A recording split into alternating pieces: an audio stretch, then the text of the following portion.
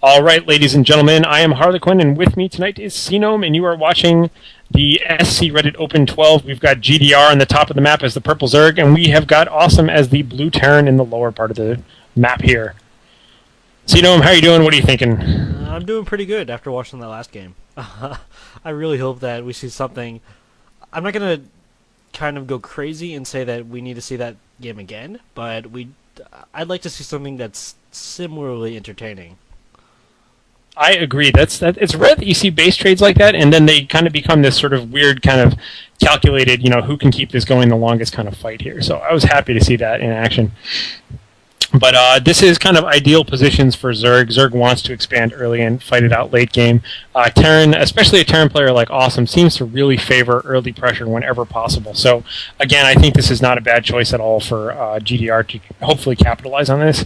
So we'll just have to see how this all works out. Awesome tends to have almost the exact same build every game, although last game was the first time we saw her really adventure out and just play ghosts out of nowhere. So... Yeah, GDR thus far is not going for his typical 9 pool that we've seen in every other game so far in this tournament. He is instead probably opting to do a 14 or 15 hatch. It looks like that's what he's saving up for. Could he even take the gold? Nah, I don't think he's going to do it. Most people don't do that. Most people just take their naturals. And it looks like that's exactly what he's doing.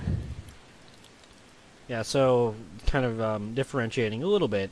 It's not really changing anything at this point because he's done it more than that one time on... that first time on, steps?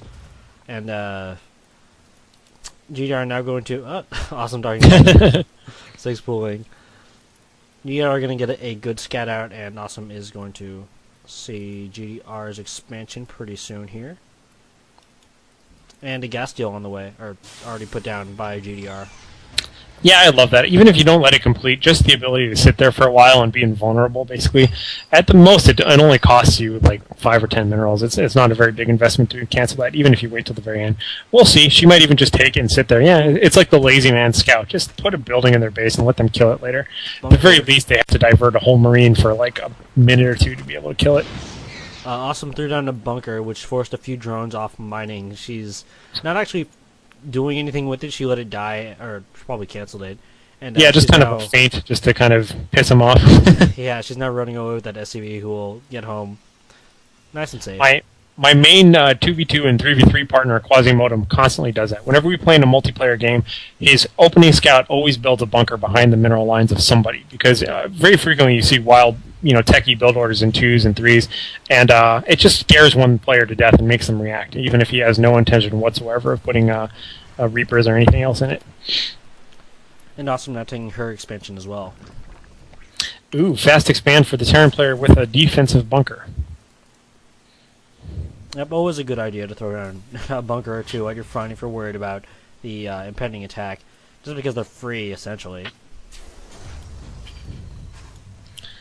But so far, nothing fancy for all the players. Let me pull up the production tab here. We got a factory going up, expansion going up. So this is kind of normal marine factory play for Awesome. That one marine there is going to be spending quite a bit of time killing this extractor. Yep, everything looking kind of normal. I mean, aside from the expansion, of course. When she actually gets this up and running, we should be seeing her choice of tech, maybe even after this factory completes. And I really like, this is just one of my little opposite of a pet peeve. Favorite little things I like to see is when a player just has all of the miners ready for their expansion the second it comes up, has the command center ready the second it comes up. That was a very smooth transition into an expansion, and it'll show on your income tab just because of the fact that you so quickly saturate your expansion and your main. Starport now on the way for Awesome, so hopefully we'll be seeing some more drop tech. A reactor going on in this factory.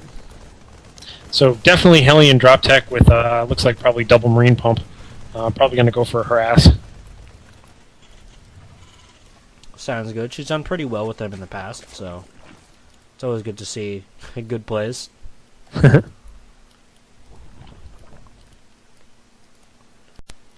GDR in the meantime not really doing much of anything. He's got the expansion up and running. Still no... Okay, there we go. Lair now on the way, so not going for any roaches or banelings too quickly.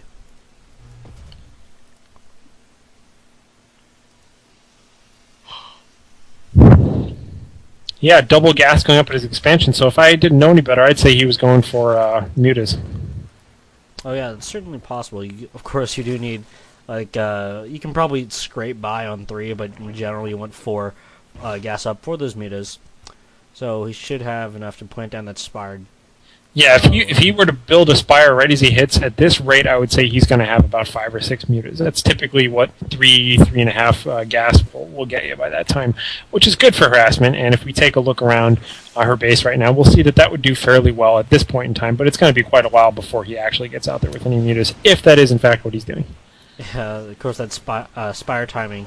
I think it's 100 in-game seconds. It takes forever to get it up. Yep. Some Spore Crawlers going up here for GdR. That's pretty interesting. I guess he's still a little bit scared of those drops, and very rightfully so, or even Banshees. I guess that's actually the more logical choice.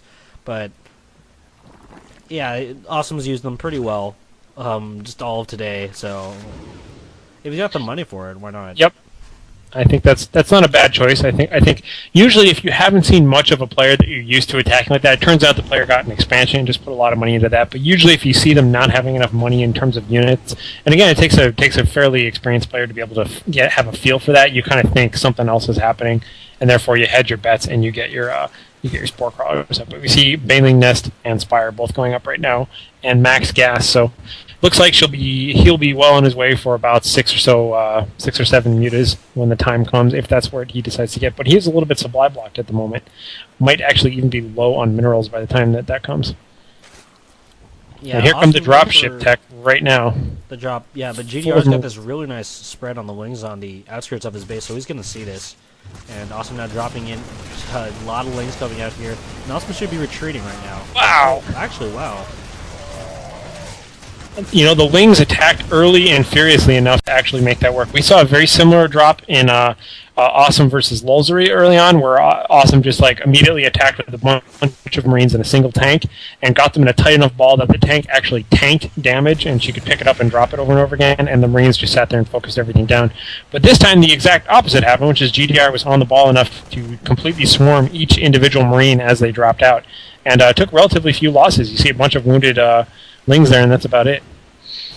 Yeah, and you can just see from that GdR has been paying attention in the last few games. He knows that drops are more likely when he's playing against Awesome, so he's preparing for it very early and making sure that it won't get too much damage done. Both players trying to take their expansions now. And 9 mutas on the way for GdR. Yep, and a single Thor coming for Awesome, or at least it would, as soon as her supply was unblocked, and thankfully she has enough missile turrets up right now. She has near complete missile turret coverage around her whole base, actually. Everywhere except for right there, which is, of course, where the mutas are attacking, just trying to do a little bit of supply damage there. And will they get it? Will they get it? It'll burn at the very least. 9, 8. Boom! And I think being a little overambitious here with the mutas, but, you know, you might have too many Marines. Yeah, it's almost never worth it to trade mutas. Usually, if you want to harass a player with mutas, you want to build 6 mutas and then be done with mutas for a while. But if you build 6 and then waste 6 and then build 6 more and then waste 6 more, it tends to take a lot longer. Those centrifugal hooks just about finishing now for those banelings. And also Burrow on the way. A bit of an odd choice. I guess he wants the landmines, I'd assume. A few more barracks. Wow, actually a lot more barracks on the way here for Awesome. And she's now expanding to her third. Looks like that Thor is still on the way to the first Thor is almost done with the second Thor queued up, so clearly Awesome has enough money to afford all of that. Ooh, and GdR taking the gold over here. Yeah, it's a good idea for GdR to stay ahead like that, because as you can see, GdR is already only 1 base ahead of her, so he really needs something else to keep his econ going. And this command center is easily going into a planetary defense, and we've got missile turrets everywhere. So really, really bunkered down Terran player. This is a Terran player that's always just delightful to play against because it's just nothing but siege tanks and missile turrets and Thors and things that are just really hard and immobile to get through. Crack squad of mutas coming back in here to attack. Ooh, taking out a vulnerable missile turret before it goes up and a few constructing buildings. Ooh, and note the burrowed landmines out there by the Minx statue. Yeah, very nice positioning, just in case those Marines... Are there any... Okay, yeah, there's a few Marines down there. Yeah, just trying to bait the Marines over towards them, it looks like. Yeah, very clever play there. Wow, 15 drones in production for GdR Really drowning hard. And taking another... Oh no, that's an in-base hatch at his main. Muta's going to engage over here, taking out a missile turret. They did take a lot of damage over there. But they might be able to do some to this planetary fortress. There's missile turrets going around the rest of the edge, so they will be forced to retreat though. Yeah, planetary defense fortress with missile turrets is very tricky for Zerg to attack in any sort of organized way. Your best bet is usually just to flood it with roaches, but we shall see. Still going hard though with the mutas. Just really kind of non-stop muta pushing here. 7 more mutas coming out.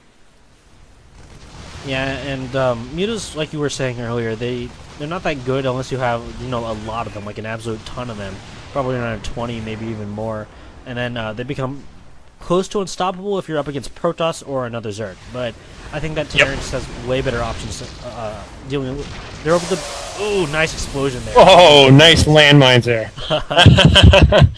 Awesome. Clearly taken by surprise by that big ball of Marines gone there all of a sudden. She's scanning everywhere. Suddenly scanning everywhere now, looking out for the landmines. It paid itself off a little bit. Yeah. That was pretty good. Yeah, GdR's got to be happy about that. Looks like Awesome going to moving forward towards this gold. There's a lot of banelings over here, though, so it's going to be difficult. And here we go. This is the impossible combo that just happens to work, but it doesn't make any sense. The first time I saw this, I was just like, what the hell? Oh. And you'll see it right there in front of us. That was it. That was breathtaking. I mean, it was all the things that want to kill Zerg all in one pile, and all the wrong units by Zerg, and it just worked. You know what I mean? You got Banelings and Lings versus Thors and Marines and Mutas, and yet you can just decimate siege tanks and Marines and Thors, and it's just amazing.